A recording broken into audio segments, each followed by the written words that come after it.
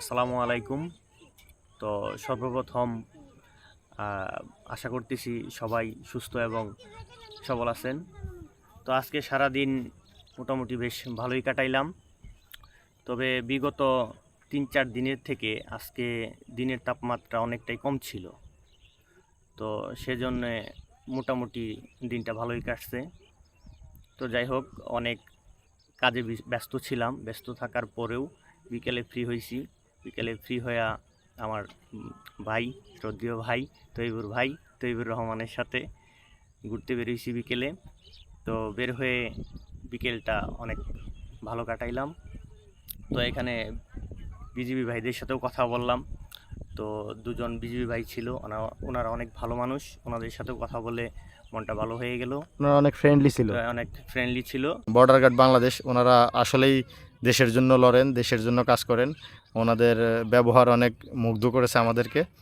মূলত দুইটা ভাইয়া ছিল, দুইটা ভাইয়া আসলে খুবই ভালো, খুবই ভালো মনের মানুষ। সুন্দর আমাদের সাথে ব্যবহার করেছে। আমরা পর্যটক হিসেবে আমরা এখানে ঘুরতে এসেছি, আমাদের সাথে ব্যবহারটা ওনারা অনেক সুন্দর করেছে। বিষয়গুলো খুবই ভালো লাগছে।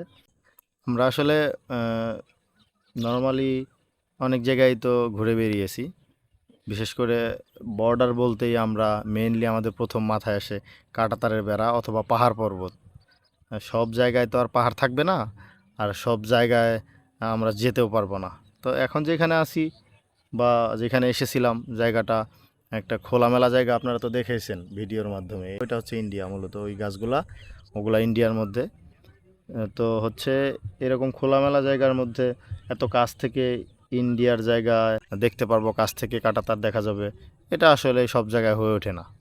তবে আমরা পর্যটক হিসেবে একটা কথা বলতে পারি, যে সকল লোকজন বা যারা চোরা কারবারের সাথে জড়িত, বিভিন্ন স্মাগলিংয়ের সাথে জড়িত, আমি বলবো বাংলাদেশের ভাবমূর্তি অত্যন্তভাবে ক্ষুণ্ণ হয় এই কাজগুলো করলে।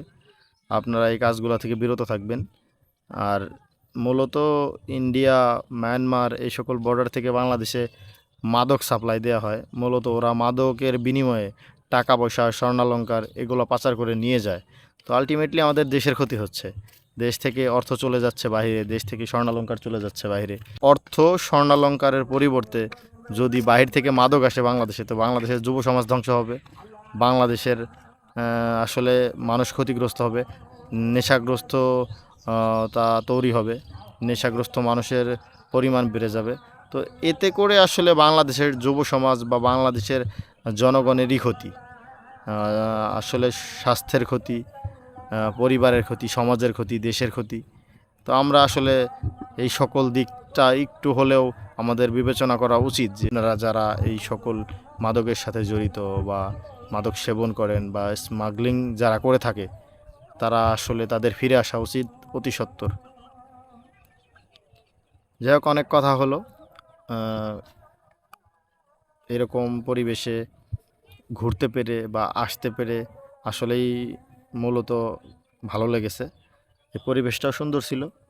ওভারঅল সব কিছু মিলিয়ে আমরা তো আসলে একটু, আমাদের বাড়ি বা আমাদের জেলা হচ্ছে একটু বাংলাদেশের মোটামুটি মিডল পর্যায়ে বলা যায়। ঢাকার খুবই পার্শ্ববর্তী জেলা আমাদের। তো আমরা একটু বর্ডার এরিয়া বা এরকম খোলামেলা জায়গা দেখলে আমাদের মন থেকে এমনিতেই একটু ভালো লাগে। এইখানে যারা লোকাল বসবাস করে তাদের হয়তো তাদের কাছে স্বাভাবিক মনে হয়, বাট আমাদের কাছে খুবই আনন্দের এবং উৎসাহের। যাই হোক ভাই, আমরা বিদায় নিচ্ছি আজকের মতো। সবাই ভালো থাকবেন, সুস্থ থাকবেন, নিজেদের খেয়াল রাখবেন। আল্লাহ হাফেজ।